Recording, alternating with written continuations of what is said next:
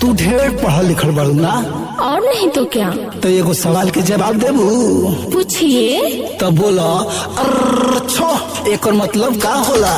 What. अर्रछो चलो दो चलो दो।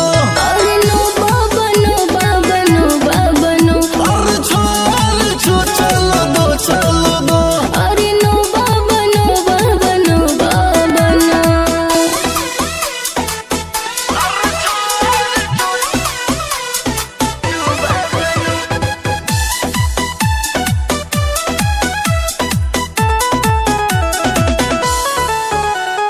तू तभी जीवो तारा असलील के जीत चाहता रहा हमरा तू दिल के। तोहर दिल जीत के हम करब का ओकर भरुआ अचार हम भरब का।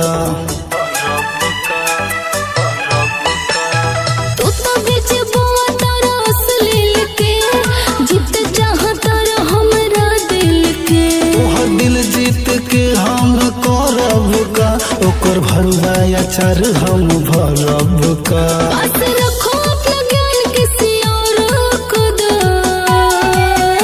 अच्छा तो तू ढेर पढ़ल लिखल बाड़ू ना। और नहीं तो क्या। तो एगो सवाल के जवाब देबू। पूछिए। तो बोला अर्रछो एकर मतलब का होला। व्हाट। अर्रछो चलो दो चलो दो। अरे नो बाबा नो बाबा नो बाबा नो। अर्रछो चलो दो चलो दो।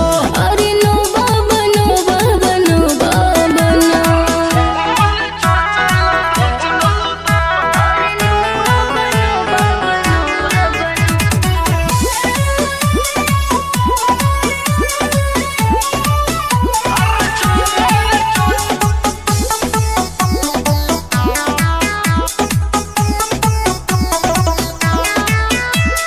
हम देखतनी आगे का करबा धके अंगुरी पहुँचा पकड़बा। टैलेंट जनी बना तू देखा के।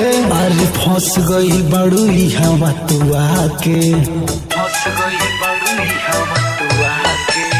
हम देखतनी आगे का करबा धके अंगुरी पहुँचा पकड़बा। टैलेंट जनी बना तू देखा के।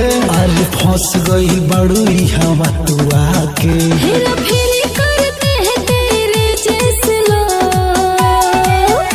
अच्छा तो तू ढेर पढ़ल लिखल बाड़ू ना। और नहीं तो क्या। तो एगो सवाल के जवाब देबू। पूछिए। तो बोला अर्रछो एकर मतलब का होला। व्हाट। अर्रछो चलो दो चलो दो। अरे